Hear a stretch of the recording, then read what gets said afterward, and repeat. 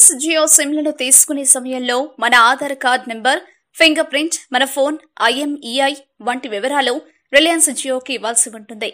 IMEI ఆధారంగానే my Jio app ద్వారా generate అయ్యే కోడ్ ఉంటుంది. కాబట్టి మనం ప్రత్యేకంగా దాన్ని చూపించాల్సిన పని లేదు. ఆ వివరాలు ఆటోమేటిక్ గా రిలయన్స్ జియో సర్వర్లో నమోదవుతాయి. సో చాలా కాలంగా చాలా మంది నోటి నుండి రిలయన్స్ జియో మన డేటాని తమ అవసరాలకు వాడుకుంటుందని, దుర్వినియోగం చేస్తుందనే అనుమానాలు వింటూ వచ్చాము. వాస్తవానికి జనాలు భయపడుతున్నట్లు ఏమీ లేదు.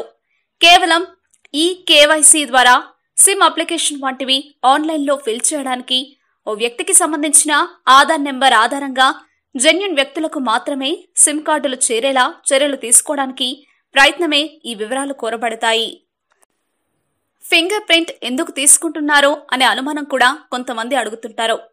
మీరు ఆధార్ నెంబర్ చెప్పినప్పుడు మీ వేలి ముద్రలు ఆధార్ సర్వర్లో ఉన్న వాటితో సరిపోలుతున్నాయని లేదా అన్నది క్రాస్ చెక్ చేయడానికి మాత్రమే ఫింగర్ ప్రింట్ క్యాప్చర్ చేయబడుతుంది. ఇక IMEI విషయానికి వస్తే ఒక ఫోన్కి ఒక కనెక్షన్ మాత్రమే ఇవ్వాలన్నది రిలయన్స్ జియో నిర్ణయం. డూప్లికేట్ నెంబర్ వినియోగాన్ని తగ్గించడానికి తీసుకోబడిన సెక్యూరిటీ చర్య ఇది. మై జియో యాప్ ద్వారా QR కోడ్ జనరేట్ అయ్యేటప్పుడు IMEI ఆధారంగా కోడ్ తయారవుతుంది.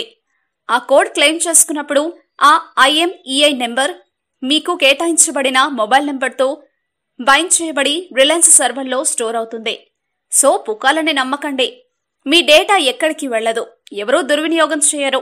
మా వీడియోస్ మీకు నచ్చినట్లయితే లైక్, షేర్, సబ్స్క్రైబ్ చేయండి.